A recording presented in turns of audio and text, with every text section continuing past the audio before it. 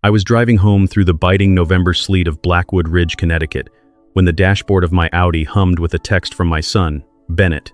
"Dinner at 7, Dad. Clarissa made her signature pot roast. We want to hear how the boring errands went." I remember a ghost of a smile touching my lips as I read it. A brief moment of warmth in an otherwise gray day. 6 months ago, Bennett and his wife, Clarissa, had moved into my estate after his high-end architectural firm collapsed under a mountain of litigation and debts he'd never quite been able to explain to me without looking at his shoes. I had opened my doors to them because that is what a Sterling does. We provide, we protect, we are the bedrock. As I sat in the gridlock on I-95, watching the wipers struggle against the freezing rain, I thought about the secret I was carrying. I was coming from the offices of Penhaligon and Graves in Hartford, and I had news that would wash away every cent of Bennett's debt and secure his future for 3 lifetimes. I thought about the look of relief that would finally erase the tired lines around his eyes. I never imagined, not for a single heartbeat, that they already knew, or that they were already planning for my funeral while I was still breathing. The phone call that changed everything had arrived 3 weeks prior, on a Tuesday morning that smelled of old parchment and wood smoke. I was in the library of my home, a room that had belonged to my father and his father before him, trying to repair the binding on a first edition volume of Blackstone's commentaries. Retirement for a federal judge doesn't mean rest. It means finally having the time to fix the things the world broke while you were busy judging it. The private line rang. I almost let it go to voicemail, but some dormant instinct, a relic of 30 years on the bench, told me to pick up. "Judge Sterling? This is Arthur Penhaligon," the voice said. It was a voice like dry leaves. "I am calling regarding the estate of Cordelia Sterling. Are you the brother of Cordelia Vane Sterling, formerly of Newport and more recently of Seacliff?" I set the bone folder down. My heart did a slow, heavy roll in my chest. Cordelia, my sister. We hadn't spoken in 15 years. Not since our father's reading of the will, where a few bitter sentences regarding a family trust had ignited a fire that burned the bridge between us to ash. She had stayed in the shadows of the elite Newport social scene, never marrying, never having children, becoming a ghost in a gown of silk and silence. I knew she had moved to a smaller estate in Seacliff, but I knew it through the grapevine of mutual acquaintances, the way one tracks a storm from a distance. "Arthur," I said, my voice steadier than I felt. "What's happened?" "I'm sorry to be the one, Harrison. Your sister passed away 6 weeks ago, a quiet departure in her sleep. She was 74. She named you as the sole beneficiary of her entire holdings. I've been trying to track you down, but it seems she had your old Chambers address on file." I stood up and walked to the window, looking out at the manicured lawns of Blackwood Ridge. The silence of the house felt suddenly heavier. "I didn't even know she was ill," I whispered. She wasn't, according to her records. Her heart simply decided its tenure was over. But Harrison, she chose to keep her life and her end entirely private. That was her way. "We need you to come to Hartford to begin the transition. The estate is substantial.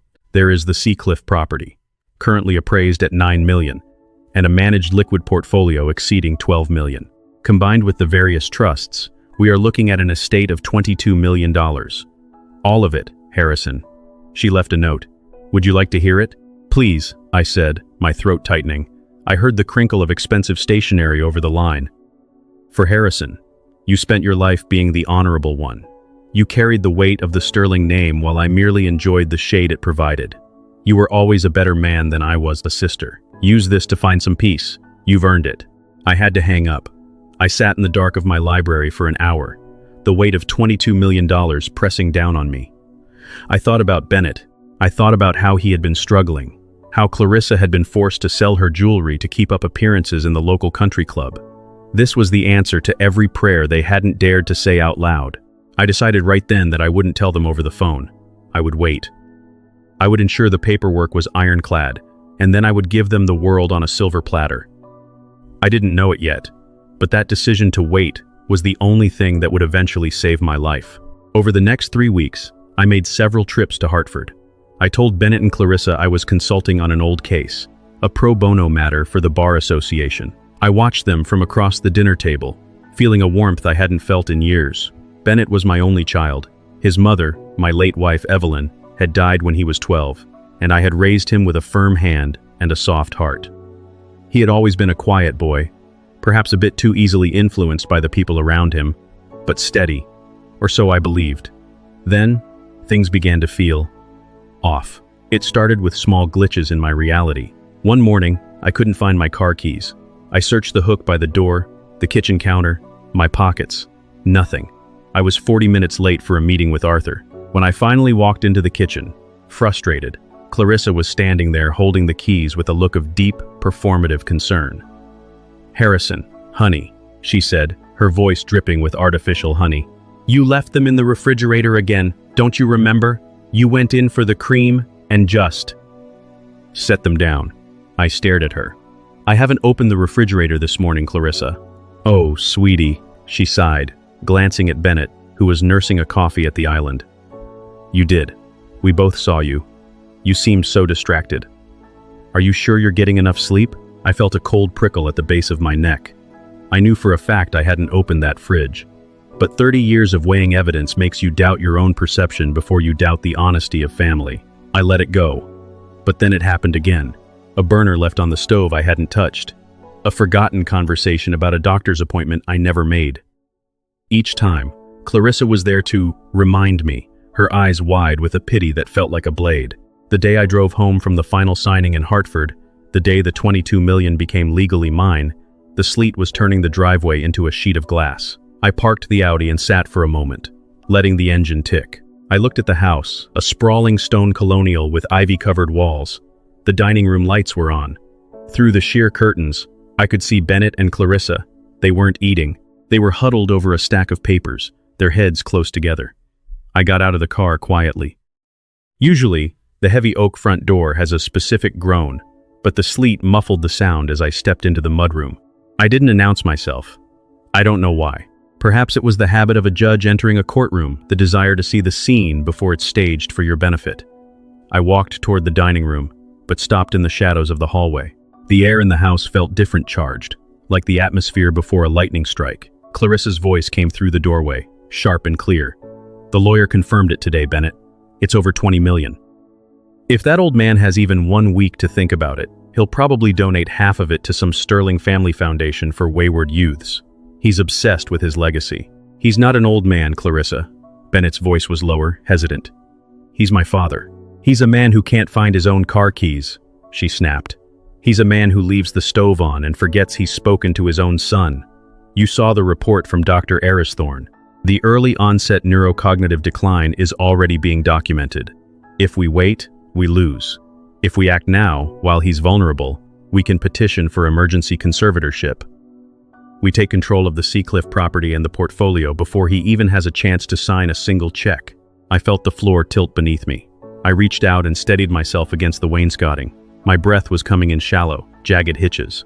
"Dr. Arrowsthorne said the evaluation would hold up in probate," Clarissa continued, her voice now a low, predatory hum. "We just need one more incident, something public, something that proves he's a danger to himself or the estate. Then, we move him to the Gables. It's a beautiful facility, Bennett. He'll have a view of the woods. He won't even know what's happened." "The Gables is a memory care prison," Bennett whispered. "It's where he belongs if he can't manage his own life." Clarissa's voice rose. "Think about the firm, Bennett. Think about the debt. Think about the life we're supposed to be living. We are one signature away from being the Sterlings again, instead of your father's charity cases. Are you in, or are you going to watch us drown?" There was a silence. A long, agonizing silence, where I waited for my son, the boy I'd taught to hunt, the man I'd stood beside at his wedding to say no, to defend the man who had given him everything. "I'm in," Bennett said. His voice was flat, dead. "But we have to do it fast. He's still too sharp. If he catches wind of this, he'll bury us." "He won't catch wind of anything," Clarissa said. "He's already losing his mind. We've made sure of that." I stood in the darkness of my own hallway, the cold from the mudroom seeping into my bones. I realized then that the keys in the fridge and the stove burner hadn't been accidents or slips of my mind. They were evidence being manufactured. I was being gaslit by my own blood for a fortune they didn't even know I was planning to give them. My first instinct was to roar, to stride into that room and cast them out into the freezing rain. But 30 years on the bench teaches you one thing above all else. The man who loses his temper loses the case. If I confronted them now, They would simply accelerate their plan. They had a doctor. They had documentation. I was a retired judge, but in a probate court, a diagnosis of dementia is a death sentence for your freedom. I took a breath. In through the nose, out through the mouth. I felt the cold, hard logic of the law begin to settle over my emotions like a shroud. I wasn't just a father anymore. I wasn't just an old man. I was the Honorable Harrison Thorne Sterling, and they had just entered my courtroom. I stepped back into the mudroom, opened and closed the heavy front door with a loud thud, and shouted, "Hello? Sorry I'm late. The roads are a disaster." I heard the frantic rustle of papers in the dining room. When I walked in 30 seconds later, the table was clear. Clarissa was smiling, her face a mask of perfect, wifely concern. Bennett wouldn't look me in the eye, focusing instead on pouring a glass of wine with a hand that trembled just slightly. "Welcome home, Dad," Bennett said, his voice cracking. "How was your day?" "Productive," I said, looking him dead in the eye as I hung up my coat. "Very productive. I think the future is finally starting to look clear." I sat down at the head of the table, the seat I had occupied for decades, and I smiled at my daughter-in-law. I didn't know how I was going to destroy them yet, but I knew one thing for certain. By the time I was finished, they would wish they had never heard the name Sterling. The next morning, the sun rose over Blackwood Ridge with a deceptive, pale clarity. I woke up at exactly 5:30 a.m., as I had for 3 decades, but for the first time in my life, I stayed under the covers, staring at the intricate crown molding of my ceiling. In the courtroom, I had always been the one who controlled the pace. I decided when the jury entered, when the witness spoke, and when the gavel fell. Now, I was a man living in a house that had become a stage, and I was the only one who didn't have a copy of the script, or so they thought. I listened to the house wake up. The distant hum of the heater, the creak of the floorboards in the guest wing where Bennett and Clarissa slept. My son, the boy who used to trail behind me in the garden, asking why the roses needed thorns. I had told him once that thorns were nature's way of protecting something beautiful. I didn't realize that sometimes the thorns are grown from the inside. As I dressed, I caught my reflection in the mahogany-framed mirror. I looked like a Judge Sterling's silver hair, sharp jawline, eyes that had seen every lie a human being could conjure. But I had to look different now. I had to look like a man whose edges were fraying. I purposely mismatched my socks, one navy, one black. I left my tie slightly askew. I was entering the discovery phase of my own life, and the evidence needed to be meticulously gathered. Downstairs, the smell of expensive coffee and cinnamon filled the air. Clarissa was already at the kitchen island, her blonde hair pulled back in a sleek, severe ponytail that made her look like a corporate litigator rather than a daughter-in-law. She was scrolling through her iPad, her thumb moving with a predatory rhythm. "Good morning, Harrison," she said, not looking up. "Did you sleep well? You were talking in your sleep again. Something about a docket?" I hesitated, allowing a small, vacant smile to touch my lips. Was I? I don't recall. I must have been dreaming of the old chambers. "Probably," she said, finally looking at me. Her eyes scanned me, lingering on the mismatched socks. I saw the tiny, triumphant flare in her pupils, a hunter spotting a limp in the prey. "Bennett's out checking the perimeter. The storm did some damage to the north fence. He's so worried about the security here. He thinks you might wander." "Wander?" I sat down, my movements slightly slower than usual. "Why would I wander, Clarissa? I've lived here for 20 years. "Of course, dear. But things change. People change." She set a plate of eggs in front of me. "By the way, I took the liberty of rescheduling that checkup with Dr. Thorne for tomorrow. He's the best geriatric specialist in Fairfield County. He specializes in cognitive maintenance. Given your recent lapses, Bennett and I feel it's essential." I picked up my fork, my hand performing a subtle intentional tremor. "Lapses. Yes. The keys. The stove. And the grocery store incident," she added quickly. I paused, a piece of egg halfway to my mouth. "The grocery store?" "Harrison," she sighed, leaning in, her voice dropping to that patronizing whisper that makes your skin crawl. 2 days ago, you drove to the Whole Foods on Main, but you forgot why you were there. You sat in the parking lot for an hour until the manager called Bennett. Don't you remember?" I felt a cold surge of adrenaline. There was no manager. I hadn't been to Whole Foods in a week. They weren't just gaslighting me about small household things anymore. They were inventing entire events, creating a paper trail of incompetence out of thin air. It was brilliant, in a sociopathic sort of way. If they told the story often enough, with enough conviction, my own memories would start to feel like shadows.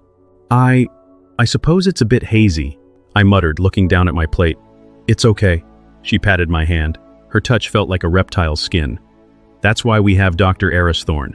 He'll help us get everything organized, for your protection. I spent the rest of the morning in my library, the door locked. I needed to move fast. I reached into the hidden compartment of my desk, a trick my father had shown me when I was 10, and pulled out a small, high-capacity digital recorder I'd used for dictating legal opinions. I checked the batteries and the SD card. Then, I pulled out a second device, a GPS tracker I'd bought months ago for the Audi, thinking of the rising car thefts in the area. I had never installed it. Now, it had a different purpose. I thought back to how we got here. Bennett hadn't always been like this. He was a gifted architect, but he had a fatal flaw. He wanted the sterling life without the sterling work. He wanted the mansions, the galas, the vintage cars, but he didn't have the stomach for the grind. When his firm, Aegis Design, started failing, he didn't come to me for advice. He came for money. I gave him $1 million to bail out his first round of creditors. Then another $500,000 for a restructuring that never happened. I realize now that Clarissa wasn't just his wife, she was his architect. She had seen the sterling fortune as a crumbling wall she could reinforce and then claim as her own. She had married into a legacy she intended to liquidate. I spent the afternoon resting, or at least pretending to. I lay on the sofa in the library, listening through the heavy oak door. I heard Bennett come in, his boots heavy on the hardwood. Did you tell him about the appointment? Bennett asked. I did, Clarissa replied. Her voice was coming from the hallway. He's already showing the signs, Bennett. The socks didn't match today. He didn't even argue about the Whole Foods lie. He's soft. He's ready.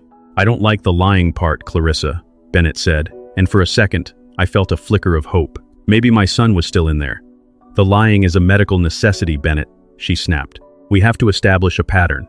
Dr. Arrowthorne needs a history to justify the emergency petition. Once the judge, who, by the way, is an old friend of my father's, sees the report, the conservatorship will be granted within 48 hours.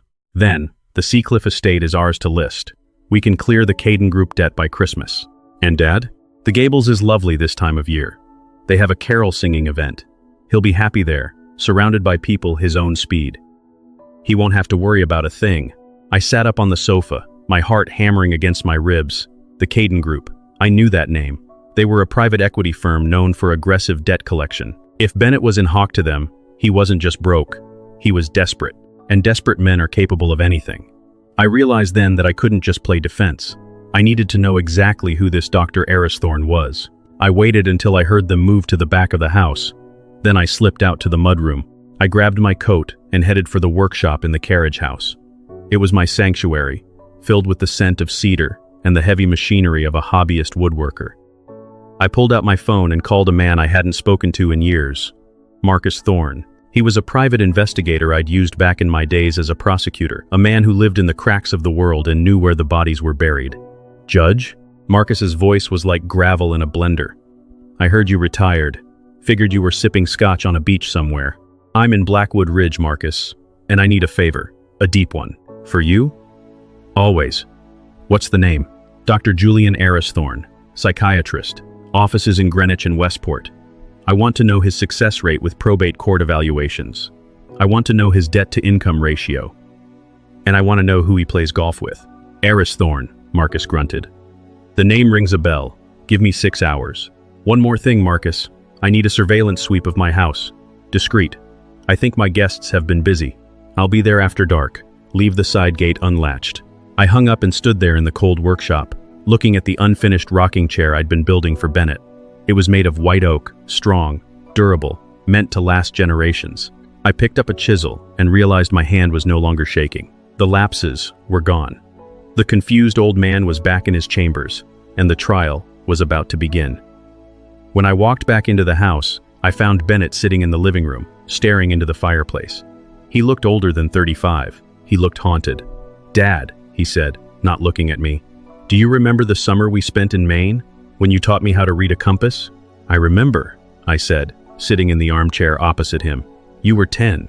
You thought the needle was magic.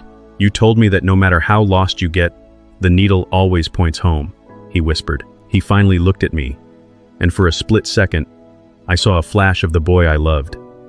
"I think I've lost my way, Dad." I wanted to reach out. I wanted to tell him that I knew everything, that I could fix the debt, that we could go back to the way things were. But then Clarissa walked in, a silk scarf draped over her arm, her eyes sharp and watchful. "Bennett, honey, don't bore your father with old stories. He needs his rest for the appointment tomorrow." She turned to me, her smile tight. "I've arranged for a car to take us, Harrison. No need for you to worry about the driving. Dr. Arrowthorne is very thorough. It might take all afternoon." "I'm sure it will," I said, my voice steady. That night, while the house slept, I met Marcus in the shadow of the carriage house. He handed me a folder and a small electronic device.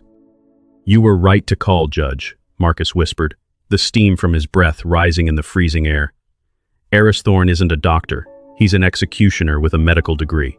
He's been involved in 6 contested guardianship cases in the last 3 years. In every single one, the elder was declared incompetent, the estate was liquidated, and Arrowthorne received a consulting fee that would make a CEO blush. He's deep in the pocket of a firm called Blackwood Assets, which, surprise, surprise, is a shell company for the Caden Group." I felt the pieces of the puzzle clicking into place with a sickening thud. This wasn't just a family betrayal, it was a coordinated heist. Clarissa wasn't just greedy, she was part of a machine. "And the house?" I asked. Marcus handed me the electronic device. "Found 3 hidden cameras. One in your library, one in your bedroom, and a high-gain microphone under the dining room table. They've been recording you for weeks, Judge. They're building a highlight reel of your confusion." I looked at the house, the stone walls glowing under the moon. My home. My sanctuary. It was wired like a high-security prison. "Leave them," I told Marcus. "Leave them?" He looked at me like I'd finally lost it. "Yes, if they want a show, Marcus, we're going to give them a masterpiece. But first, I need you to find me something. I need the original medical records of the last 3 people, Arrowthorne, evaluated. I have a feeling the diagnosis is always the same." I went back inside and climbed into bed. I knew that tomorrow, at Dr. Arrowthorne's office, they would try to break me. They would use every trick in the book to make me look like a man who couldn't remember his own name.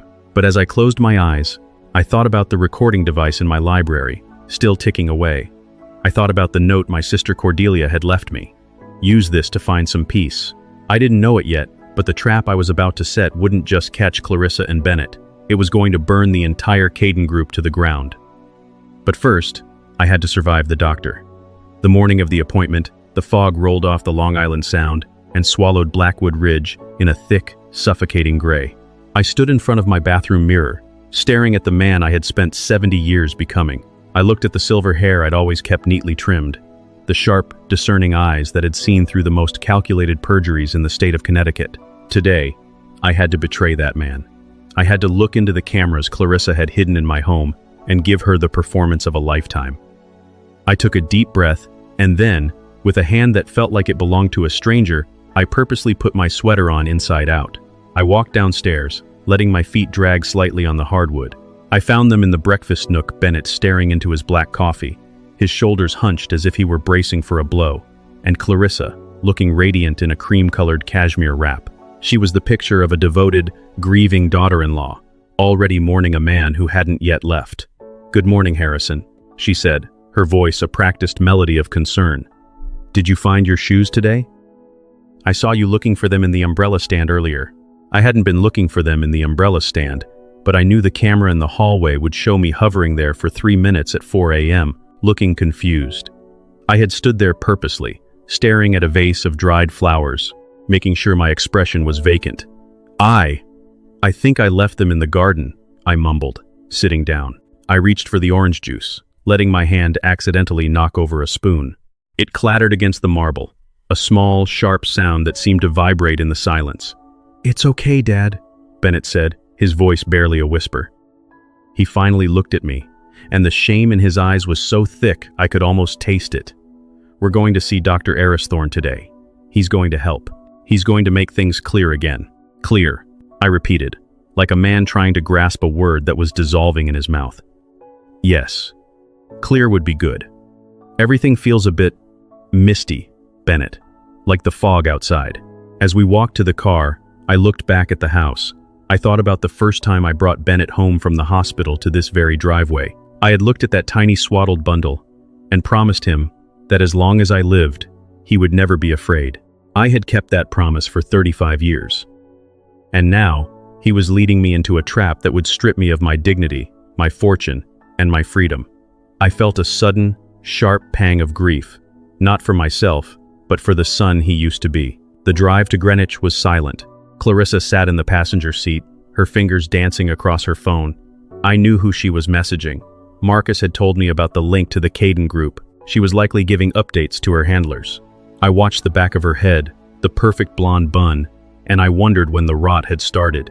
Had it been there the day they met at that charity gala in Manhattan, or had she slowly poisoned Bennett's ambition until it became a terminal illness?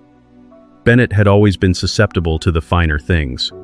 When his architectural firm began to bleed money, it wasn't because he lacked talent. It was because he insisted on an office in Soho with a rent that could have funded a small village. He wanted the prestige of a sterling without the sacrifice.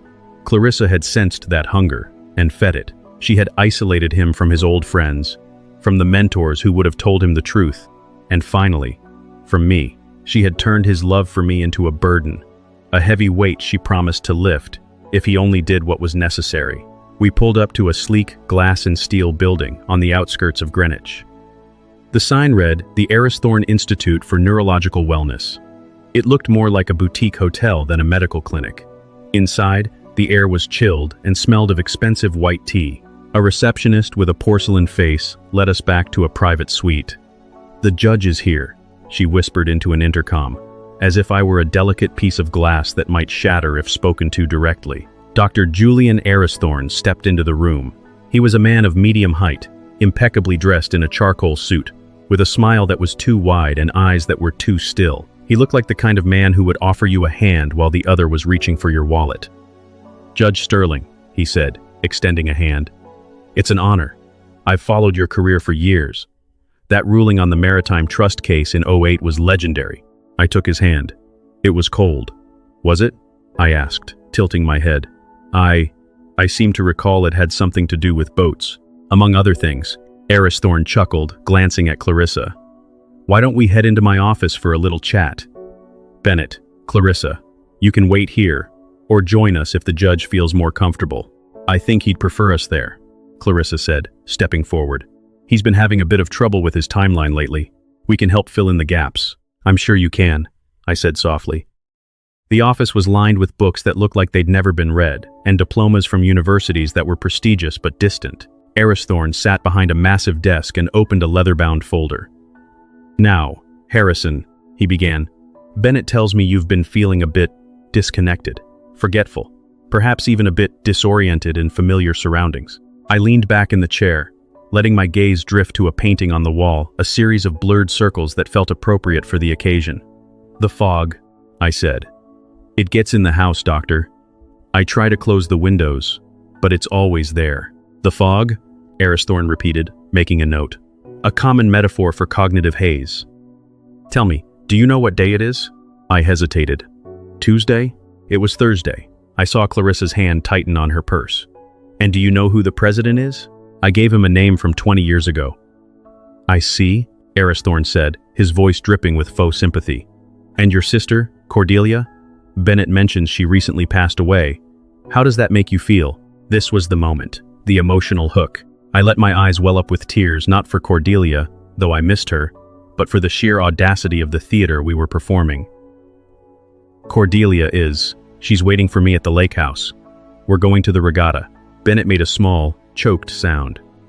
He turned away, staring out the window. I felt a flicker of hope. Was he cracking?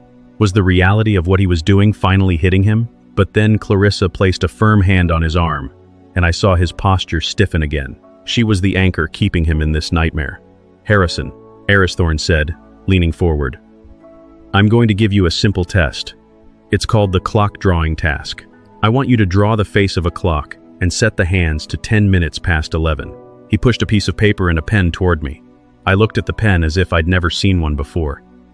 I picked it up, my hand shaking with a tremor I didn't have to fake. The anger was providing all the kinetic energy I needed. I began to draw. In the courtroom, I had seen dozens of these tests used to prove a person's mental decline. The key was the spatial arrangement of the numbers. A healthy brain sees the circle as a whole. A failing brain crowds the numbers to one side, or leaves some out entirely. I drew a circle. Then, I began to place the numbers. I put the 12 at the top, the 6 at the bottom. Then, I purposely placed the 3 where the 4 should be. I let the 7 and 8 drift toward the center. I set the hands to a nonsensical time. Aristhorn took the paper, his eyes scanning it with a predatory hunger. "I see. Thank you, Harrison." He turned the paper around so Bennett and Clarissa could see it. This is a classic sign of executive dysfunction, combined with the memory lapses and the disorientation. He sighed, looking at Bennett. "I'm afraid the fog your father is describing is quite substantial." "What does that mean for him, doctor?" Clarissa asked, her voice hushed. "It means he is no longer capable of managing his own affairs," Aristhorn said. "Under Connecticut law, given the scale of the estate he's just inherited, he is a vulnerable adult. Without immediate intervention, he is at risk of being exploited or worse, causing himself harm. I'm going to recommend an emergency petition for conservatorship. I can have the preliminary report filed by this afternoon." "This afternoon?" Bennett turned back from the window, his face pale. "Isn't that fast?" "Speed is of the essence in these cases, Bennett," Aristhorn said. "We don't want your father making any unfiltered decisions regarding the Sterling legacy, for his sake." I sat there, looking like a defeated old man, but inside, I was counting the seconds. I had the recorder in my pocket. I had the testimony of his evaluation, but I needed one more thing. I needed the link to the Caden group. I want to go home," I said, my voice cracking. "I want to see the roses." "Soon, Harrison," Clarissa said, standing up. "We just need to finish some paperwork with the doctor." "Of course," I said, "but I left my tea in the car. Bennett, could you get it for me?" It was a test, a simple one. If Bennett left the room, I would be alone with Clarissa and the doctor. I wanted to see if she would drop the act. "I'll get it, Dad," Bennett said, moving toward the door. He looked like he was desperate for any reason to leave the room. The moment the door clicked shut behind him, the atmosphere in the office changed. The temperature seemed to drop 10 degrees. Clarissa didn't look at me anymore. She looked at Aristhorn. "Is the paperwork for the Caden transfer ready?" she asked. Her voice was no longer a melody. It was a rasp of cold steel. "I'm working on it, Clarissa," Aristhorn said, his kindly doctor persona evaporating instantly. "But the judge who's handling the emergency hearing wants a larger service fee. He knows the size of the Sterling portfolio. He's asking for 5 points on the back end." "5 points?" Clarissa hissed. "That's nearly $1 million. It's a $22 million estate," Aristhorn countered. "Pay him. Or he might actually decide to listen to the old man if he has a moment of clarity in court. We need this wrapped up before the new year." I sat there, my heart thundering against my ribs. I had it. The conspiracy, the bribery of a sitting judge, the transfer of my sister's legacy to a predatory equity firm. My hands were gripped tight on the arms of the chair, and for a second, I was afraid I would lung across the desk and wrap my fingers around Aristhorn's throat. But I didn't. I stayed in character. I let my jaw slacken. I let a bit of drool escape the corner of my mouth. I looked like a man who wasn't even there. "Don't worry," Clarissa said, glancing at me with a look of pure disgust. "He's gone. Look at him. He's a vegetable in a $3,000 suit. We'll pay the judge. Just get the papers filed." "Done," Aristhorn said. The door opened, and Bennett returned with a lukewarm thermos of tea. He looked at me, and then at the doctor, sensing the shift in the room but unable to name it. "Ready to go?" Bennett asked. "Ready," Clarissa said, her voice turning back to silk. "We have a lot to do today, honey.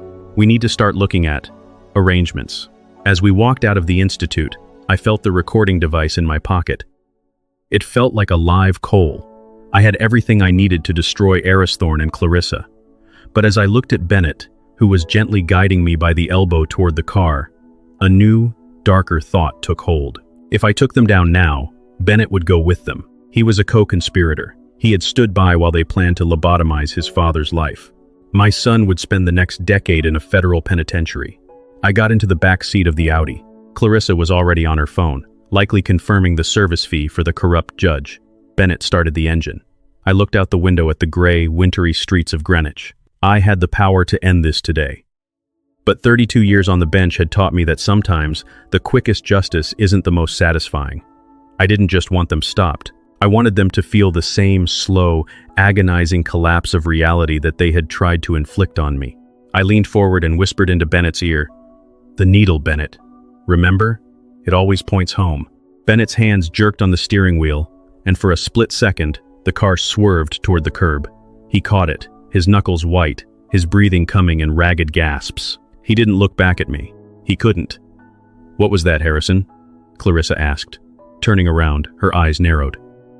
"Nothing," I said, a small, genuine smile appearing on my face for the first time in weeks. "I was just thinking about the stone wall, the one Bennett and I built. I think it needs another layer." Layer. I didn't know yet that the other layer would be the one that buried them all. But as we drove back toward Blackwood Ridge, I knew the discovery phase was over. The trial was about to begin, and I was the only one who knew the verdict. The following week, the atmosphere in my house shifted from a Cold War to an outright occupation. Now that doctor, Aristhorn, had validated their claims. Clarissa didn't feel the need to whisper anymore.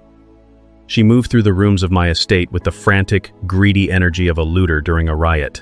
I sat in my library, the door intentionally left ajar, watching through the gap as she and two men in gray jumpsuits began tagging my furniture with small, colored stickers.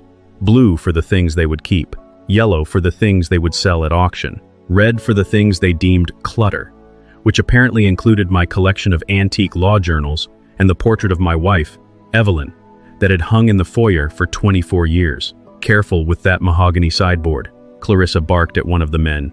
"That's coming with us to the Sea Cliff property." "And the judge's desk. Well, that's going into storage. It's too bulky for the new aesthetic." I watched as one of the men placed a red sticker on the frame of Evelyn's portrait. My heart did a slow, agonizing thud against my ribs. It was one thing to steal my money. It was another to erase the life I had built before they were even born. I felt a surge of cold fury so intense I had to grip the edge of my desk until my knuckles turned white. But then, I caught the red light of the hidden camera blinking at me from the bookshelf. I slumped my shoulders. I let my mouth hang open just a fraction. I became the vegetable she wanted me to be. "Bennett?" I called out, my voice thin and wavering. "Where is Evelyn going? She's supposed to be in the hall." Bennett appeared in the doorway, looking like a man who hadn't slept in a week. He was holding a stack of legal documents, the emergency petition, no doubt. He looked at the portrait, then at me, and for a second, the shame seemed to physically bow his head. "She's just being cleaned. Dad," he said, his voice thick with a lie that tasted like copper. "The frame is. It's dusty. We're just taking care of things for you." "Dusty," I repeated, nodding vacantly. "Yes, dust to dust." "That's what the good book says, doesn't it?" I turned back to my desk, pretending to be fascinated by a paperclip. I heard Clarissa walk up behind Bennett. "Don't let him get you into a state, Bennett," she hissed. "He doesn't even know what year it is. Now, sign these. We need to get the liquidity transfer started with the Caden Group's representative. They're expecting the first installment by Friday to settle the New Haven shortfall." New Haven. There it was. I made a mental note. I knew a few people in New Haven, judges, former prosecutors, and a very bored clerk in the Land Records office who owed me a lifetime of favors. That afternoon, while Clarissa was busy supervising the tagging of the silver, I managed to slip out to the carriage house. I had to be careful. I knew they were watching the perimeter. I stayed in the shadows of the overgrown boxwoods, moving with a grace I shouldn't have possessed for a man of 70 who supposedly couldn't find his own shoes. I reached the workshop and pulled out the burner phone Marcus had left for me in a hollowed-out block of cedar. I dialed his number. "Status," I said. "Aristhorn filed the petition in the Fairfield County Probate Court this morning," Marcus reported. "Judge Silas Vane is presiding. He's the one Clarissa was talking about, the one with the service fee. The hearing is set for next Tuesday. They're pushing for a closed-door emergency ruling, citing your high profile and fragile mental state." "Silas Vane," I muttered. I should have known. He was always a bottom feeder. He nearly lost his seat 5 years ago over a campaign finance scandal that I helped quiet down. It seems he's found a new way to supplement his income. "There's more, Judge. That New Haven shortfall Clarissa mentioned, it's not just a business debt. Bennett got involved in a development deal in the Hill District luxury condos on land that turned out to be a former industrial waste site. He signed off on the environmental reports without checking them. The Caden Group bought the debt, and now they're holding the threat of a criminal negligence suit over his head. If he doesn't pay them the $20 million from your sister's estate, They're going to hand him over to the D.A. I leaned against the workbench, the smell of pine and oil suddenly nauseating. My son wasn't just greedy. He was a coward who had been cornered by sharks, and instead of coming to his father, the man who had spent his life navigating the law, he had chosen to sacrifice me to save himself. It was a classic Greek tragedy, written in the cold ink of modern finance. What about the Caden Group? I asked. Who's really behind them? That's the interesting part. The lead partner is a man named Julian Blackwood. He's a former hedge fund manager who did time in the 90s for insider trading. He's rebranded himself as a distressed asset specialist. But here's the kicker. Judge. His daughter is Clarissa. The world went very still. Clarissa Blackwood. She hadn't just married my son. She had infiltrated our family. The entire marriage, the gala, the chance meeting, the years of devotion, it was a long con orchestrated by a man I had probably sentenced decades ago. Marcus, I said, my voice vibrating with a new kind of power.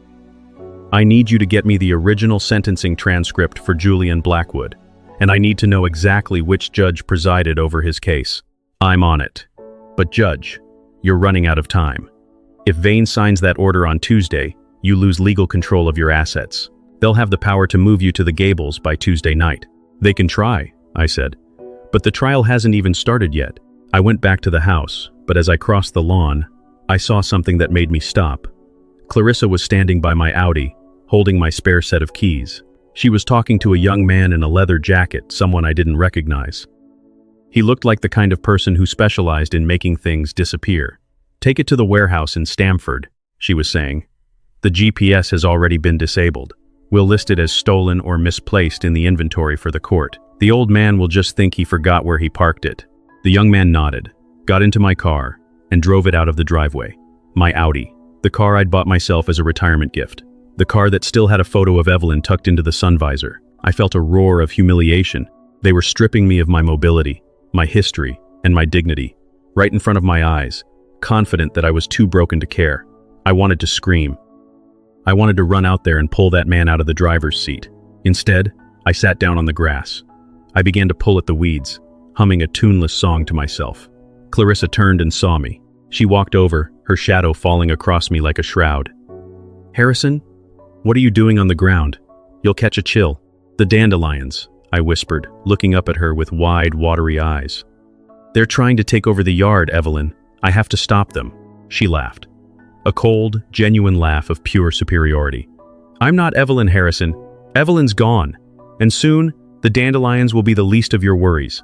She reached down, grabbed me by the arm, and hauled me to my feet. Her grip was unnecessarily tight, her nails digging into my skin. Come inside. It's time for your vitamins. Dr. Aristhorne sent over a new prescription to help you stay calm. The vitamins were a mild sedative. I knew because I'd spent years presiding over cases involving elder abuse and chemical restraints. I let her lead me into the kitchen. I let her place the little white pill in my palm. And as she turned to get a glass of water, I palmed the pill and slipped it into the pocket of my cardigan. I swallowed the water, wiped my mouth, and gave her a drowsy smile. That evening, they decided to host a small dinner party. It wasn't for friends, it was a performance for the witnesses they needed to solidify the court case. They invited the local vicar, a retired bank manager from down the street, and a woman named Sarah Miller, who headed the local historical society and had always been a bit of a gossip. I was dressed in a suit that was 2 sizes too big. Clarissa had lost my tailored ones and given me some of Bennett's old, ill-fitting clothes. I looked like a child playing dress-up in his father's closet. As we sat at the long mahogany table, the one with the blue keep sticker discreetly tucked underneath the conversation was steered toward my condition. It's just so heartbreaking, Clarissa said, dabbing at her eyes while serving a beautiful roast duck. Harrison was always such a pillar of the community. To see him like this, forgetting his own wife, getting lost in his own garden, is it really that bad? Sarah Miller asked, looking at me with a mixture of pity and morbid curiosity. Yesterday, Bennett said, his voice cracking this time.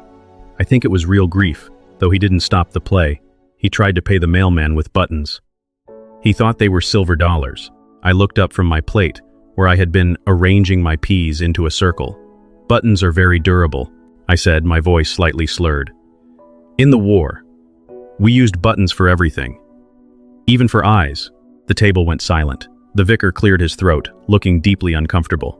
"See?" Clarissa whispered loudly. "He's fixated on the past. He doesn't even know we're in Connecticut." I leaned over towards Sarah Miller. "The fog," I whispered. "It's coming for the books, Sarah. It's going to eat the words until there's nothing left but white paper." Sarah gasped, her hand flying to her throat. "Oh, Harrison." "You poor, poor man." I went back to my peas, but underneath the table, my hand was clenching the digital recorder. I had just captured 4 neutral witnesses testifying to my incompetence, prompted by the blatant lies of my son and daughter-in-law. It was a masterpiece of entrapment. But the real escalation happened after the guests left. Clarissa and Bennett were in the kitchen, cleaning up. I was supposed to be in bed, sedated by the pill I hadn't taken. I crept to the top of the stairs and listened. "That went perfectly," Clarissa said. "I heard the clink of a wine glass. Sarah Miller will have told half the town by tomorrow morning. Judge Vane won't have any choice but to sign the order. The public outcry for your father's safety will be too loud to ignore." "I feel sick, Clarissa," Bennett said. "The buttons? I made that up on the spot." I looked at him, and I lied. To his face. "And it saved your life, Bennett. Do you think the Caden Group cares about buttons? They care about the 20 million. And once we have it, we're clear. We move to Seacliff. We sell this drafty old tomb, and we never look back." "What about the note?" Bennett asked. "The one from Aunt Cordelia, if that ever gets entered into evidence." "There is no note," Clarissa said, her voice dropping to a low, dangerous hiss. "I burned it this morning, along with the rest of his precious files. There is no record of her wishes, Bennett. There is only the law, and the law says your father is a man who can't take care of himself." I stood in the darkness of the upstairs hall, the word burned echoing in my mind. She had burned my sister's final words. She had destroyed the only bridge I had left to Cordelia. In that moment, the judge in me died, the man who believed in the slow, methodical process of the law.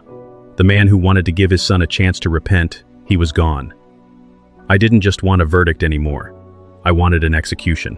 I walked back to my room, but I didn't go to bed. I waited until I heard them go to their wing. I waited until the house was silent, save for the ticking of the grandfather clock in the hall, the one that had a yellow cell sticker on its side. I pulled out the burner phone. "Marcus," I said when he answered. "Forget the transcripts. I need you to find the man who took my Audi. I want to know where that warehouse in Stamford is." "I already found it, Judge. It's an old textile mill near the harbor. They're using it to store liquidated assets from several of Aristhorne's patients." "Good," I said. "And Marcus, call your contact in New Haven. Tell him I want the full environmental file on the Hill District development. Every email, every signature, every bribe. And I want it by tomorrow morning." "What are you planning, Judge?" I looked at the red sticker Clarissa had placed on my bedside lamp. I reached out and ripped it off, crumpling it in my fist. "I'm going to show them what a real incident looks like," I said. "If they want a man who's lost his mind, I'm going to give them one. But they're going to find out that a man with nothing left to lose is the most dangerous person in any room." I hung up. I looked at the empty space on the wall where Evelyn's portrait used to be. The fog was lifting, and for the first time in weeks, I saw exactly what I had to do. But as I sat there, I heard a floorboard creak outside my door. The door handle turned slowly. I threw the burner phone under the bed and slumped back into my pillows, closing my eyes just as the door swung open. A shadow moved across the room. I could smell Clarissa's perfume, expensive, floral, and suffocating. She stood over me for a long time. I could hear her breathing, a steady, rhythmic sound. Then, I felt something cold and metallic touch my throat. "I know you're awake, Harrison," she whispered, her voice like a razor against my skin. "And I know you're not taking the pills." My heart stopped. I stayed perfectly still, my eyes closed, my breath shallow. "It doesn't matter," she continued, the metal pressing harder against my jugular. "Tuesday is coming, and whether you're awake or asleep, you're never leaving this house as a free man again. Do you understand?" She waited for a response. I gave her nothing. Finally, she withdrew the object. It felt like a letter opener and walked out, locking the door from the outside. I opened my eyes in the dark. The stakes had just moved from my fortune to my life. I had 72 hours until the hearing, and for the first time, I realized I might not make it to the courtroom alive. The sound of the key turning in the lock from the outside was the loudest noise I had ever heard. It wasn't just the sound of a door being secured. It was the sound of my status as a human being being revoked. I lay there in the dark, the cold phantom of Clarissa's letter opener, still burning against the skin of my throat. She knew. The realization should have terrified me, but instead, it brought a strange, crystalline clarity. The mask was off. The theater was over. We were no longer playing a game of confused old man and concerned family. We were two predators in a stone cage, and only one of us was going to walk out with the Sterling name. I waited until I heard her footsteps retreat down the long gallery, the sharp click of her heels fading into the plush carpet of the guest wing. Only then did I reach under the bed and retrieve the burner phone. My hands were steady. I had spent my life presiding over people who thought they were smarter than the system, people who thought they could outmaneuver the truth. Clarissa was just another defendant. She just happened to be eating at my table. I dialed Marcus. He picked up on the first ring. "Judge, you're breathing heavy. What happened?" "The timeline has moved up, Marcus," I whispered, huddled in the corner of my room where the camera couldn't see my face. "Clarissa knows I'm faking. She threatened me tonight, physically. She's locked me in." "Damn it," Marcus hissed. "I told you she was a shark. Listen, I have the New Haven files. It's worse than we thought. Bennett didn't just sign a bad report. He actively bribed a city inspector to overlook a toxic lead leachate plume under that development. The emails are all there. Julian Blackwood, Clarissa's father, was the one who provided the incentive for the bribe. They've got Bennett on a leash made of iron and felony charges. If he doesn't deliver your sister's $22 million, Blackwood is going to leak the documents to the state's attorney." I felt a hollow ache in my chest. My son, my only child, was a common criminal. He wasn't just a victim of Clarissa's manipulation. He was a participant in a fraud that could have poisoned hundreds of families. I thought about the little boy who used to cry when he stepped on a beetle. Where did that boy go? How does a man lose his soul so completely that he's willing to bury his father alive in a memory care facility to stay out of a prison he built for himself? "Marcus, I need those files," I said, my voice hardening. "I need every single email, and I need the original medical records you found on Aristhorne's other patients. We're not waiting for Tuesday. If I wait for Tuesday, Silas Vane will sign my life away in a closed-door hearing, and I'll be sedated before I can even open my mouth to protest." "How are you going to get out, Judge? The house is a fortress." "I built this house, Marcus. I know every creak in the floor, every hidden latch. But I need you at the gates. 3 o'clock in the morning. Don't use your car. Use the bike. And Marcus, bring the package I asked for. The one from the safe deposit box. You sure about this? Once you play that card, there's no going back to Judge Sterling. You'll be a headline." "I'd rather be a headline than a ghost," I said, and hung up. I spent the next 3 hours preparing. I didn't need much. I took a small leather satchel and packed the digital recorder, the burner phone, and a photograph of Cordelia and me when we were children, standing on the docks at Newport. It was the only thing I had left of her that Clarissa hadn't burned. At 2:45 a.m., I moved to the heavy oak wardrobe in the corner of my room. It was a massive piece of furniture, an heirloom from the 1800s. Behind the hanging suits, there was a small, removable panel, a priest hole of sorts, that my grandfather had installed during a bout of paranoid architecture. It led to a narrow service crawl space that opened up behind the library downstairs. I squeezed through the gap, the smell of old dust and dry rot filling my lungs. I moved slowly, my heart hammering against my ribs.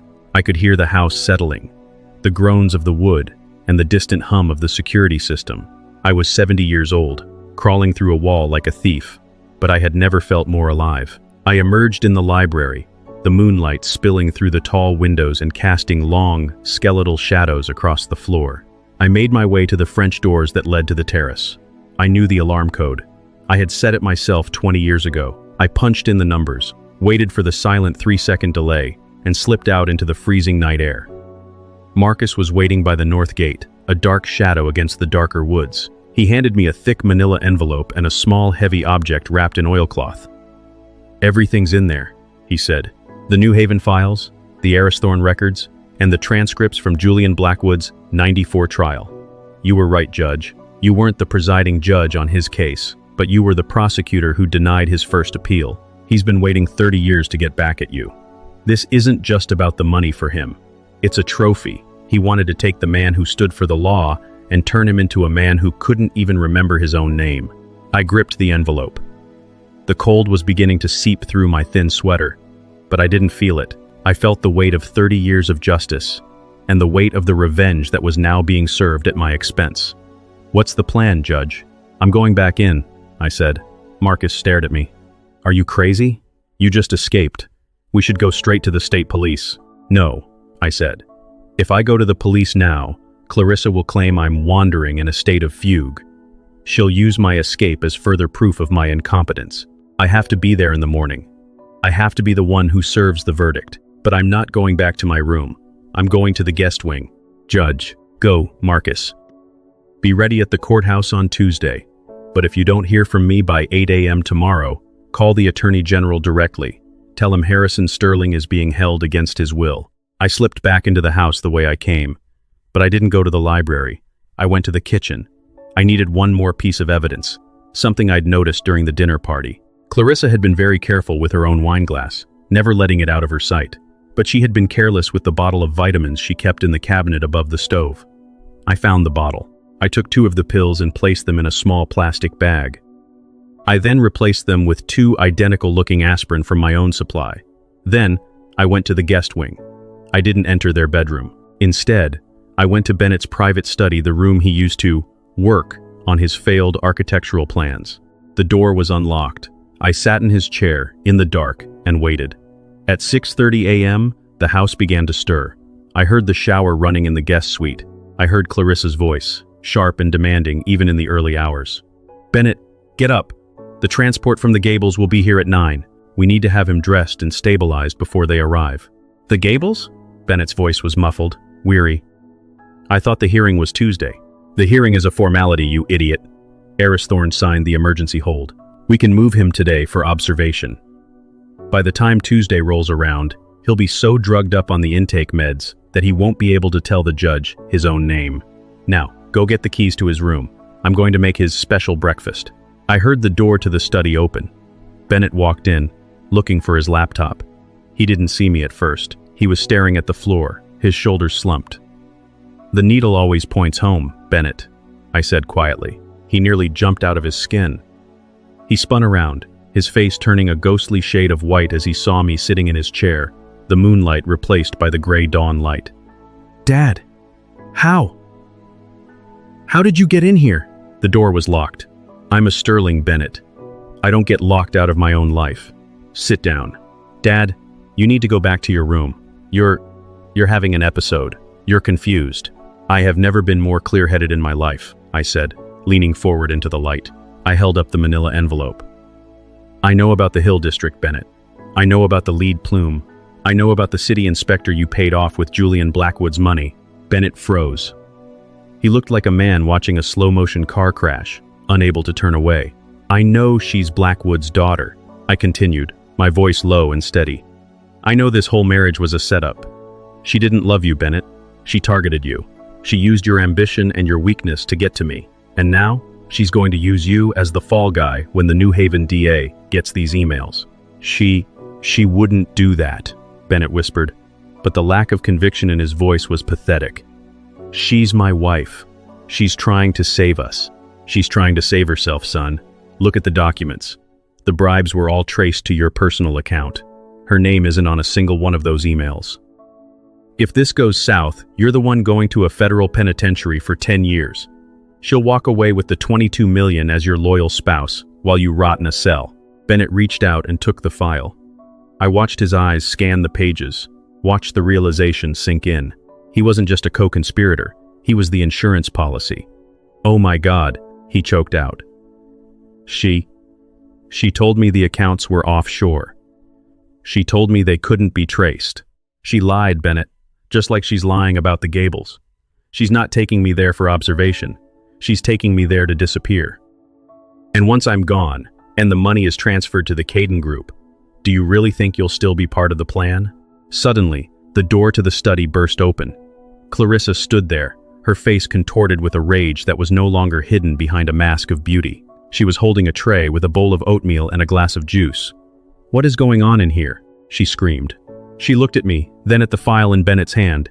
"He's out, Clarissa," Bennett shouted, his voice cracking with a mixture of terror and fury. "He knows! He knows about New Haven! He knows about your father!" Clarissa didn't even blink. She set the tray down on the desk with a sharp clack. She looked at me, her eyes two cold pits of blue ice. "So you're a little smarter than we thought, Harrison.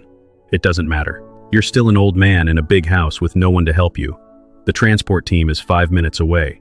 Do you think they're going to listen to the delusions of a man who's been documented by a top psychiatrist as having advanced dementia? They're going to put you in that van, and you're going to stay in a locked ward until you die." "I don't think so," I said, standing up. "I've already called the Attorney General, Clarissa, and I've already sent a copy of these files to the state police. If I don't walk out of this house today, they'll be here within the hour." It was a lie. I hadn't sent them yet. I was playing a game of high-stakes poker, betting everything on the hope that she was as arrogant as I thought she was. Clarissa laughed. It was a sound that belonged in a nightmare. "You're bluffing. You wouldn't risk Bennett going to jail. You're too much of a family man for that." She turned to Bennett. "Give me those papers, Bennett, now, and help me get him to the foyer. If you don't do this, I'll call my father right now and tell him to send those emails to the D.A. yourself. Do you want to spend the rest of your 30s in an orange jumpsuit?" Bennett looked at her. He looked at me. He was trembling, his whole body shaking with the weight of the choice. I can't," he whispered. "Do it," she screamed. I watched as Bennett took a step toward me. My son, my only child. He reached out his hand, and for a second, I thought he was going to strike me. But instead, he grabbed the tray Clarissa had brought in. He looked at the oatmeal, then at her. "You put the pills in here, didn't you?" he asked, his voice suddenly very quiet. "The ones Aristhorn gave you. The sedatives." "It was for his own good," Clarissa snapped. Bennett took a spoonful of the oatmeal and held it out to her. "If it's so good, Clarissa, why don't you have a bite? Don't be ridiculous." "Eat it!" Bennett roared. The room went deathly silent. I saw the first crack in Clarissa's armor. She stepped back, her eyes darting toward the door. "You're both insane," she spat. "Fine, stay here, rot in this house. My father will have the police here in 10 minutes to report a domestic assault. Let's see how your Attorney General likes that." She turned to run, but I was faster. I didn't grab her. I didn't have to. I simply blocked the doorway. "I didn't just call the Attorney General, Clarissa," I said, pulling the digital recorder from my pocket. "I've been recording this entire conversation. Every word, the bribes, the kidnapping, the threat to sedate me, it's all here. And it's been live streaming to a cloud server since I walked into this room." Clarissa stopped. She looked at the recorder, then at the phone in my other hand. For the first time, I saw real, unadulterated terror in her eyes. You can't do that," she stammered. That's entrapment." "No," I said, a cold, hard smile touching my lips. "It's discovery. And the trial, Clarissa, the trial has just begun." Outside, we heard the sound of heavy tires on the gravel driveway. The transport from the Gables had arrived. Clarissa's eyes lit up with a final, desperate hope. "There they are. They're here for you, Harrison, and I'm the one with the legal authority." She shoved past me, running toward the front door. "Help!" she screamed. "He's having a violent episode! He's attacking us!" I followed her to the foyer, Bennett trailing behind me like a ghost. Clarissa flung open the front door, her face a mask of terrified victimhood. "Thank God you're here," she cried out to the men getting out of the white van. "He's dangerous. You have to take him now." The two men in white uniforms walked up the steps. They didn't look at me. They looked at Clarissa. Then, they looked at the third person who stepped out of the van. It wasn't a doctor. It was Marcus. And behind him were 3 uniformed Connecticut state troopers. "Clarissa Blackwood Sterling?" the lead trooper asked, pulling a pair of handcuffs from his belt. "You're under arrest for conspiracy to commit kidnapping, elder abuse, and financial fraud." I stood on the porch of the house I built, the cold morning sun finally breaking through the fog. I watched as they turned Clarissa around and pressed her face against the stone wall of the foyer, the same wall she had tagged with a blue "Keep" sticker. "Dad?" Bennett whispered from behind me. I didn't turn around. I couldn't. I just watched as the handcuffs clicked into place. I didn't know it yet, but the hardest part of the trial wasn't the arrest. It was the sentence I was about to pass on the person I loved most in the world. I watched from the porch as the taillights of the state police cruisers disappeared into the gray morning mist of Blackwood Ridge. The silence that followed was heavy, a physical weight that seemed to press the oxygen out of the air. Clarissa had gone out screaming, a feral, ugly sound that stripped away the last of her carefully cultivated social grace. She had called me a fossil. She had called Bennett a weakling. She had promised that her father, Julian Blackwood, would burn this house to the ground with us inside it. I turned back toward the foyer. The door was still standing open, the freezing November air rushing in to reclaim the space. There, on the wainscoting, was the blue "Keep" sticker she had placed there yesterday. It looked pathetic, now a tiny, cheap piece of adhesive claiming ownership of a history it couldn't understand. I reached out and peeled it off, the paper tearing under my nail. Dad. Bennett was standing in the center of the living room. He looked small. In the harsh, unforgiving light of the morning, he looked like he had aged 20 years in the last 3 weeks. His hands were stuffed deep into his pockets, and he was shaking. Not a shiver from the cold, but a deep, structural tremor that started in his knees and worked its way up to his jaw. "Don't," I said. My voice sounded like it was coming from the bottom of a well. "Don't dad me, Bennett. Not today. I didn't know about the medical proxy, Dad. I swear to you." He stepped toward me, his eyes pleading. "She told me it was just for the finances. She said it was to protect the estate from the Caden Group's creditors. I didn't know she was planning to give herself the power to make medical decisions." I walked past him and sat in my leather wingback chair. The chair I'd sat in when I told him I was proud of him for graduating from Yale. The chair I'd sat in when his mother died. I felt like an intruder in my own home. "Sit down, Bennett," I said. It wasn't a request. It was an order from the bench. He sat. He looked like a defendant awaiting a life sentence. "Marcus found the papers," I said, my voice flat, "in the hidden partition of her vanity. You signed them, Bennett.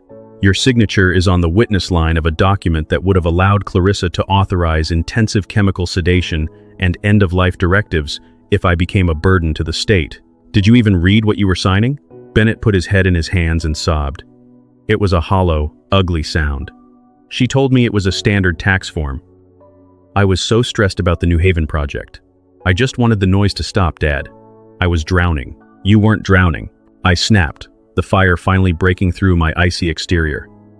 "You were being lazy. You were being entitled. You wanted the sterling life without the sterling integrity. You let a woman you barely knew lead you by the nose into a conspiracy to murder your father's soul. And for what? For a condo development on a toxic waste site?" I stood up and paced the room. I thought the arrest would bring me peace. I thought seeing the handcuffs on Clarissa would be the end of it. But as I looked at my son, the only thing I had left in this world, I realized that I had hit rock bottom. The win was a hollow shell. My sister was dead, my wife was long gone, and my son was a stranger who had been one pen stroke away from killing me. "I have to go to the station," Bennett whispered. "The troopers said I have to give a statement." "You're not going to the station," I said. "You're going to stay here, and you're going to help me finish what we started." Because Clarissa was right about one thing. Julian Blackwood is coming, and he's not coming with handcuffs. He's coming with the Caden Group's entire legal and financial arsenal. I knew how men like Blackwood operated. To him, Clarissa was a tool, and I had just broken it. He wouldn't care about her being in jail. He'd likely view that as an inconvenience to be managed. What he would care about was the $22 million that was now out of his reach. He had leveraged his own capital to cover Bennett's New Haven bribes, expecting to be paid back tenfold from my sister's estate. Now, he was in the hole, and men like Julian Blackwood don't take losses quietly. I spent the next 4 hours on the phone. I called the clerk of the probate court. I called the presiding judge of the appellate division. I used every ounce of capital I had built over 32 years. I didn't ask for favors. I asked for the law to be applied with surgical precision. By noon, I had a temporary restraining order against Dr. Aristhorne, freezing his medical license pending a full investigation by the state board. By 1 p.m., I had filed a motion to vacate the emergency conservatorship petition on the grounds of fraud and witness tampering. But then, at 2:30 p.m., the real blow landed. There was a knock at the door, not the rhythmic knock of a neighbor or the official rap of the police. It was a slow, deliberate pounding that echoed through the house. I opened the door to find a man in a charcoal suit holding a manila envelope. He didn't look like a process server. He looked like a hitman in a tie. "Harrison Thorne Sterling?" he asked. "I am." "You've been served." He handed me the envelope and walked away without another word. I opened it right there on the porch. My hands didn't shake, but my heart skipped a beat. It wasn't a countersuit. It was a foreclosure notice. Julian Blackwood hadn't just been funding Bennett's business. He had quietly bought the secondary mortgage on my estate 3 years ago, when Bennett had convinced me to refinance to help him with his firm. I had trusted my son. I had signed the papers he put in front of me, thinking it was a simple line of credit. But the line of credit was actually a high-interest bridge loan with a demand clause. Blackwood was calling in the entire balance, $4 million effective immediately. If I didn't pay by the end of the business day, he had the legal right to seize the property. I leaned against the doorframe, the cold air finally starting to sting. He was taking my home, the house where Evelyn had lived, the house where Cordelia and I had played as children during the summers.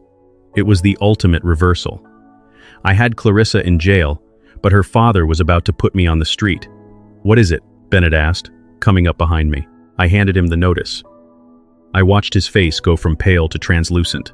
I didn't know the loan was with Blackwood, Dad. I thought it was a private equity group from Jersey. The Jersey group was a shell, Bennett. It's always been him. I walked into the kitchen and poured myself a glass of water. I looked at the clock. It was 3 p.m. The banks would be closed in 2 hours. Even with the $22 million from Cordelia, the funds were still tied up in probate transition. I couldn't touch a cent of it for at least another 48 hours.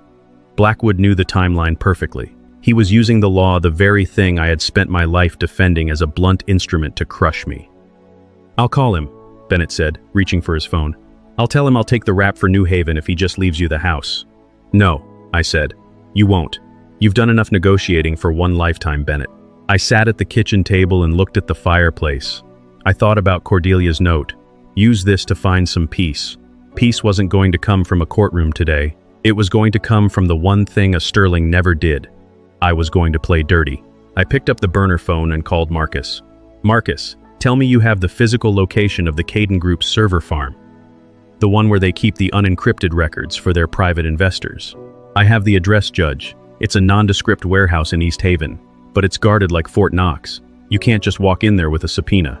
"I don't need a subpoena," I said. "I need a distraction." "And Marcus?" "Call Sarah Miller, the woman from the Historical Society." "The gossip?" "Precisely. I want her to know that the Sterling estate is being liquidated by an outside firm that plans to turn the woods behind the property into a high-density waste processing facility. Tell her it's a done deal, and the paperwork is being signed at the East Haven warehouse tonight." "Judge, that's a total lie. You'll be sued for libel. By the time they sue me, the Caden Group won't exist," I said. "Sarah Miller is the fastest news cycle in Connecticut. By 5 p.m., there will be 100 protesters at that warehouse. In the confusion, I need you to get inside." "And do what?" "Find the Blackwood ledger, the one that lists the names of the sitting judges and politicians who are on his payroll. If he wants to take my home, I'm going to take his entire network." I hung up and looked at Bennett. He was staring at me like he'd never seen me before. Maybe he hadn't. The Honorable Judge Sterling was gone. In his place was a man who had watched his sister die alone and his son turn into a traitor.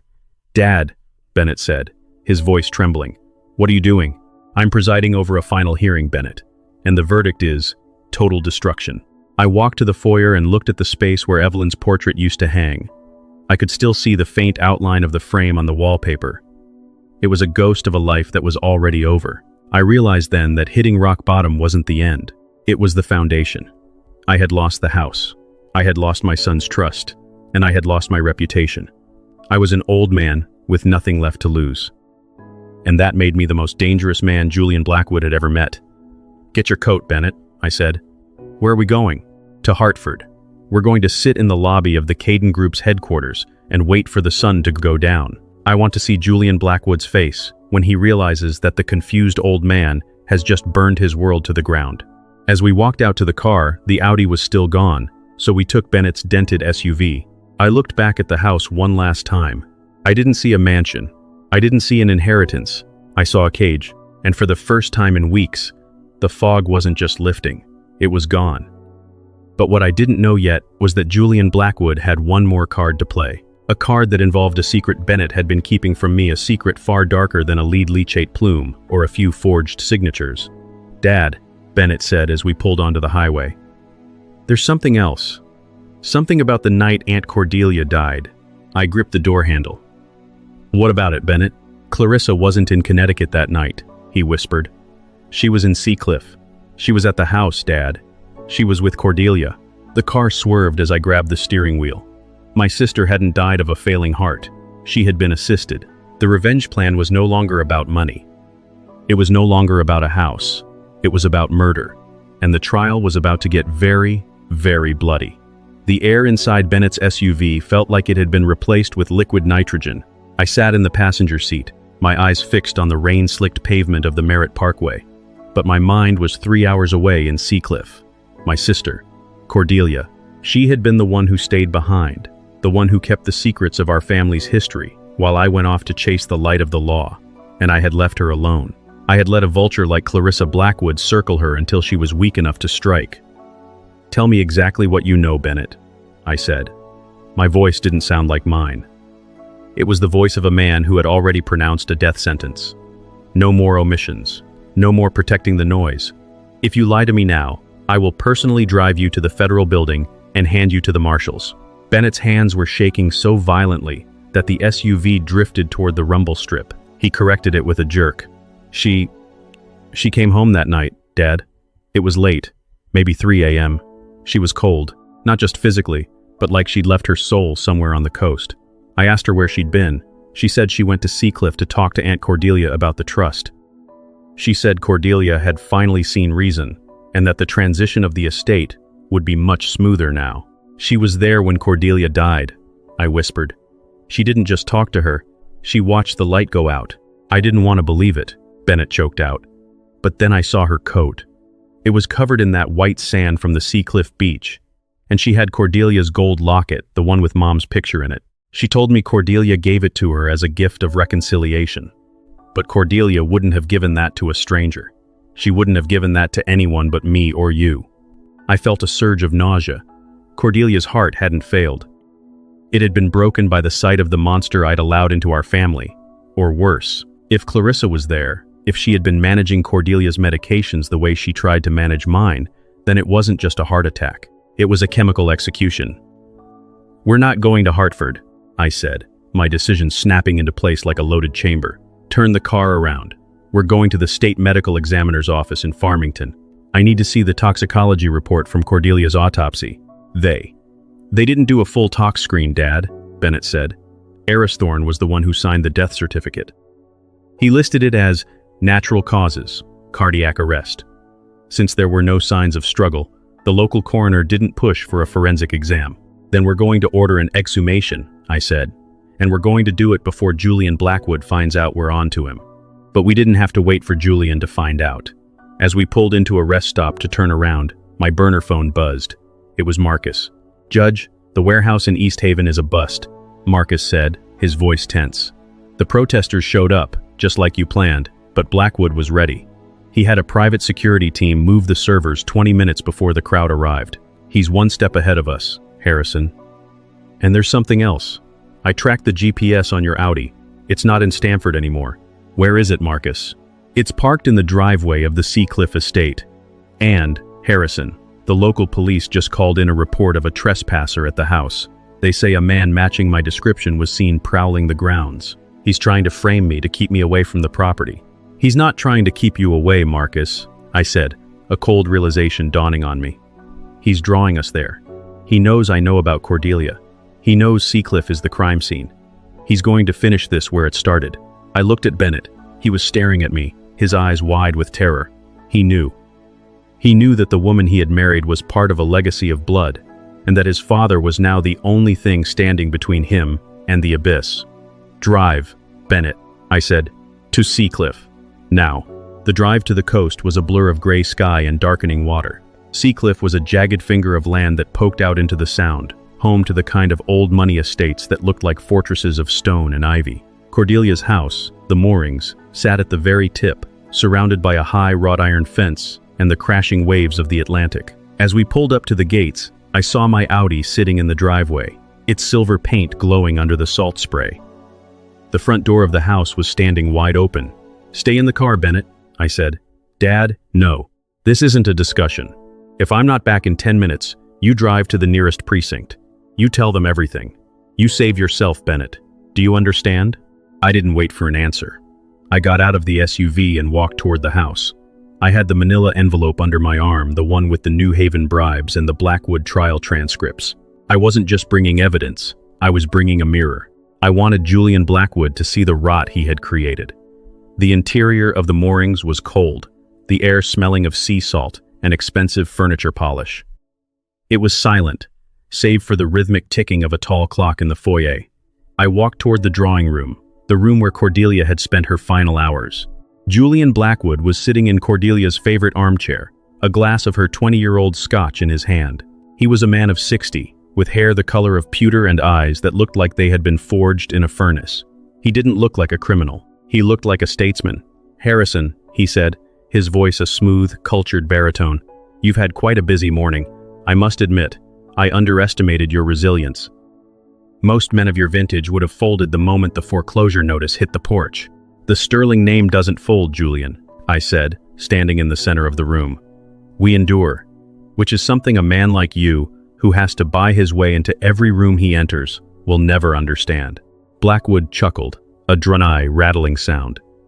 "And yet, here I am, in your sister's house, sitting in her chair, drinking her scotch, while you're a man with a son who is a felon, a daughter-in-law in a holding cell, and a bank account that is currently being bled dry by my legal team." "I know she was here, Julian," I said, stepping closer. "I know Clarissa was here the night Cordelia died. I know Aristhorne falsified the death certificate. And I know you've been using the Caden Group to launder the proceeds from the New Haven development." Blackwood set the glass down on the mahogany side table, the one Clarissa had tagged with a blue sticker. "Knowledge is a dangerous thing, Judge, especially when you don't have the power to act on it. You think a few emails and a disgruntled P.I. are going to bring me down? I've spent 30 years building a web that you couldn't even begin to untangle. I own the judges in this district. I own the politicians. I even own the man who's going to take your son to prison." "You don't own me," I said. "No," Blackwood agreed, standing up. He was taller than I expected, with a physical presence that radiated malice. "But I don't need to own you. I just need to outlast you. By the time the probate court opens on Tuesday, you'll be missing. Your son will be distraught. And I will be the executor of the Sterling Vane Trust. It's a very clean solution." He reached into his jacket pocket and pulled out a small silver injector, the kind used for emergency insulin, or, in the hands of a professional, something far more lethal. "Clarissa was always too dramatic," Blackwood said, moving toward me. "She wanted to play the long game. The gaslighting. The slow decline. I prefer a more direct approach. A massive dose of potassium chloride. It's undetectable in a body that's already being cremated." "Cremated?" I asked, my heart hammering. "Oh yes. I've already made the arrangements for your wishes, Harrison. You wanted to be with Cordelia. I'm just helping you get there." He lunged. For a man of 60, he was incredibly fast. I dodged to the side, my foot catching on the edge of the rug. I fell hard, the manila envelope sliding across the floor. Blackwood was on me in a second, his weight pinning me down, the silver injector inches from my neck. 30 years, Harrison," he hissed, his face inches from mine.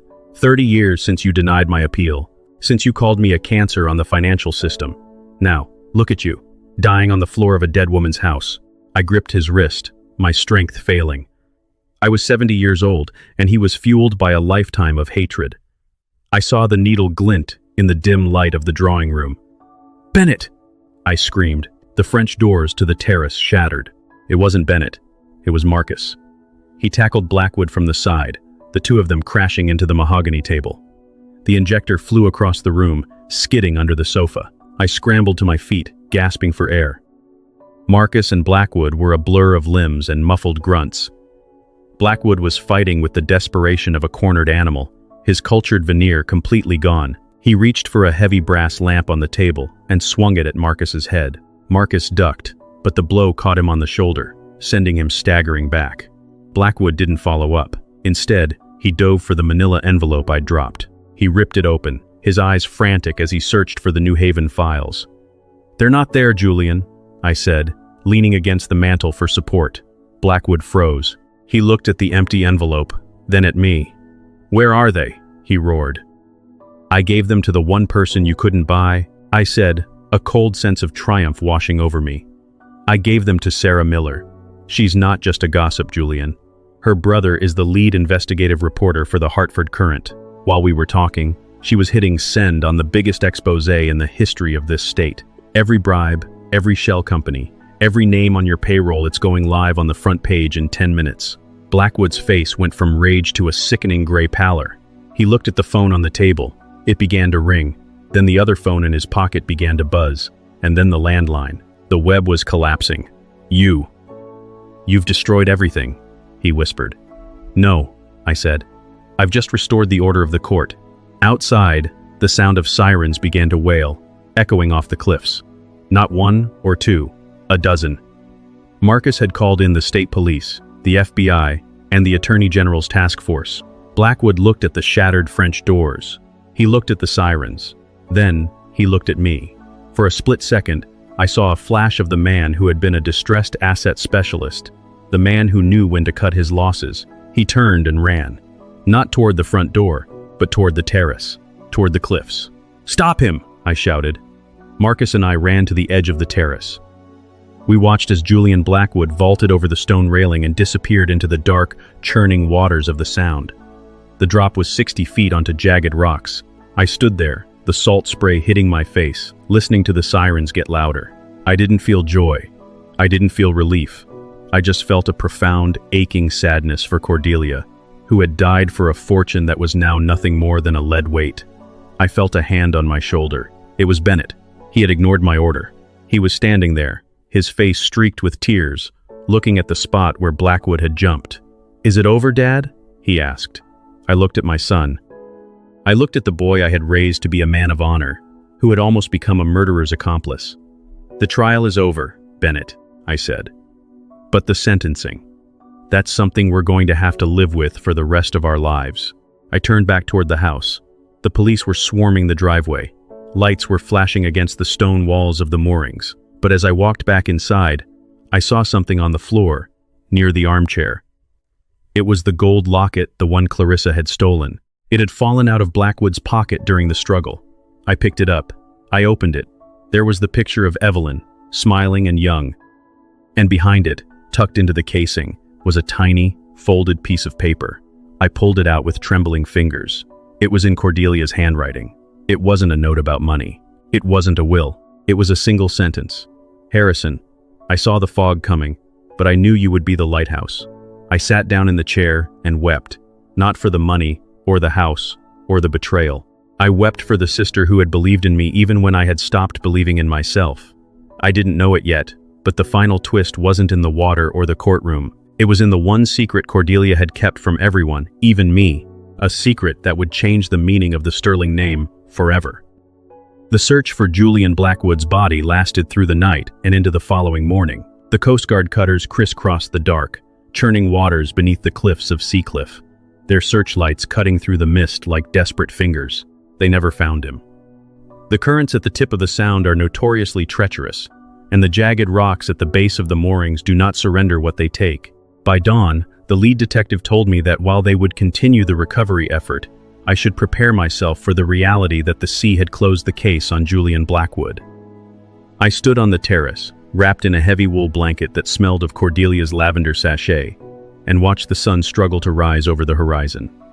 The house behind me was a hive of activity. Forensic teams were dusting the drawing room for prints. Agents from the FBI's Financial Crimes Division were boxing up the Blackwood ledger that Marcus had finally secured from the secret compartment in Julian's briefcase. Bennett was sitting on the stone steps of the porch, his head in his hands. He hadn't spoken since the sirens arrived. He looked like a man whose internal compass had been smashed beyond repair. I walked over and stood beside him, the silence between us stretching out, no longer filled with the tension of a trial, but with the heavy, exhausted weight of a shared trauma. "He's gone, Dad," Bennett whispered, not looking up. "Everything is gone." "Not everything," I said, though I wasn't entirely sure if I believed it myself. The next 48 hours were a blur of depositions, affidavits, and the slow, methodical dismantling of the Caden Group. With the evidence Sarah Miller's brother published in the Hartford Courant, the dominoes fell with a speed that even I hadn't anticipated. 2 sitting judges in Fairfield County were suspended within hours. The city inspector from New Haven turned himself in and began naming every person who had paid him to overlook the toxic plume in the Hill District. Clarissa, sitting in a holding cell in Bridgeport, tried to cut a deal. She offered to testify against her father, not knowing he was already dead. When the news of Julian's departure reached her, she reportedly went silent, her lawyer indicating that she would be pleading guilty to conspiracy and felony elder abuse. She was a shark who had finally run out of water. But the real revelation, the one that would change the shape of my life forever, didn't come from a courtroom or a police station. It came from the office of Arthur Penhaligon. 3 days after the night at Seacliff, I sat in Arthur's mahogany-paneled office in Hartford. He looked older than he had 3 weeks ago, his hands trembling slightly as he placed a new file on the desk between us. Bennett was with me, sitting in the corner like a ghost, invited at my insistence. "Harrison," Arthur began, his voice barely a whisper, "there is a final codicil to Cordelia's will. She gave me strict instructions that it was only to be opened once the external threats to the estate had been neutralized. She was very specific about that phrasing. I felt a cold prickle at the base of my neck. "What are you saying, Arthur?" "Cordelia knew," he said, opening the file.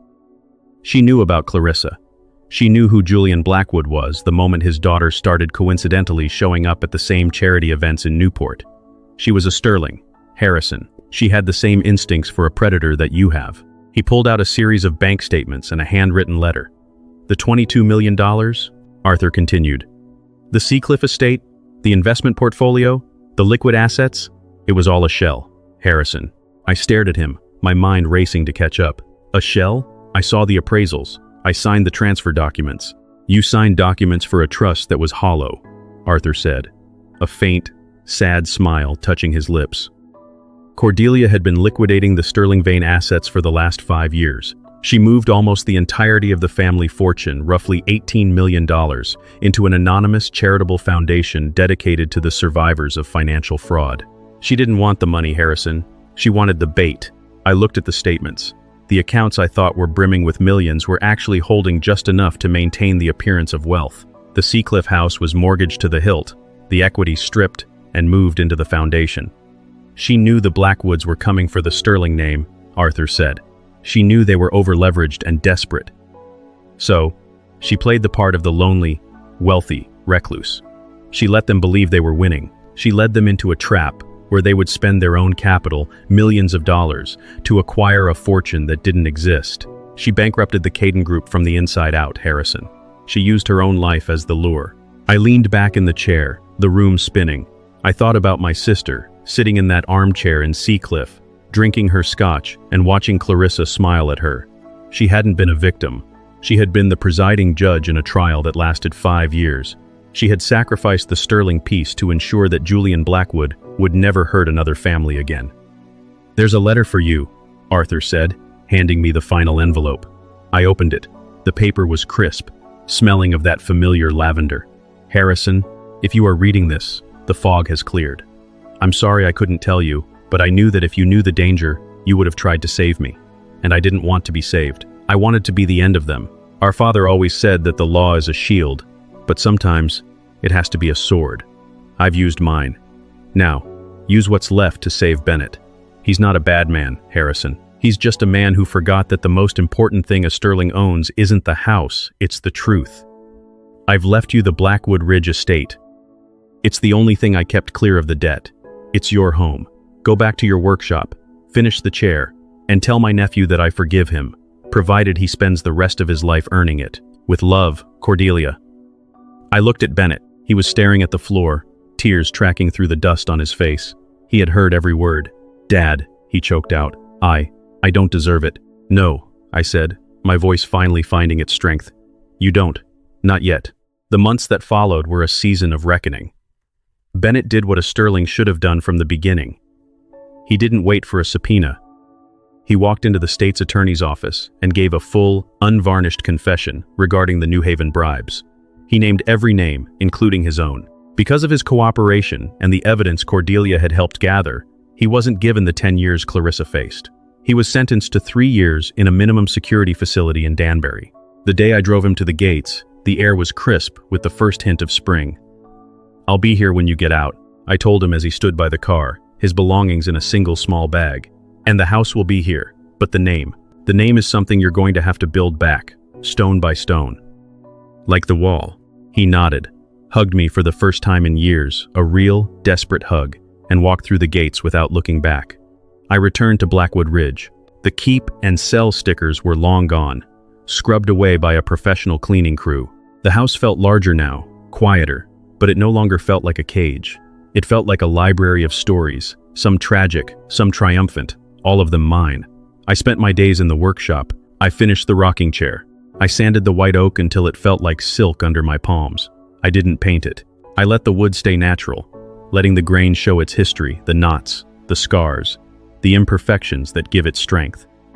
I sat in that chair on the front porch as the Connecticut summer began to bloom. I watched the road, the same road where I had driven home that night thinking I was a man of $22 million. I realized now that I was much richer than that. I had my sister's legacy. I had my son's path to redemption. And I had the truth. I thought about the fog Cordelia had mentioned. We all live in it sometimes, the fog of greed, the fog of pride, the fog of thinking we can control the verdict of our own lives. But the law, for all its flaws, is a lighthouse. It doesn't always stop the storm, but it shows you where the rocks are. I reached into my pocket and pulled out the gold locket. I looked at Evelyn's smile, then at the empty space where Cordelia's picture would now go. I realized that the hardest trials aren't the ones held in marble buildings with robes and gavels. They are the ones held in the quiet of a dining room, in the silence of a library, in the choices we make when we think no one is watching. I closed the locket and tucked it away. The sun was setting over the ridge, casting long, golden shadows across the lawn. The needle of my life was finally pointing home, and as I rocked gently in the chair I had built with my own two hands, I knew that the case of the Sterling family was finally, mercifully, closed. The moral was simple, though it had cost me everything to learn. A man's worth is not measured by the estate he inherits, but by the justice he is willing to serve, even when the defendant is himself. I took a deep breath of the cool evening air and closed my eyes. For the first time in a long time, the house was silent, and for the first time in my life, I was truly at peace.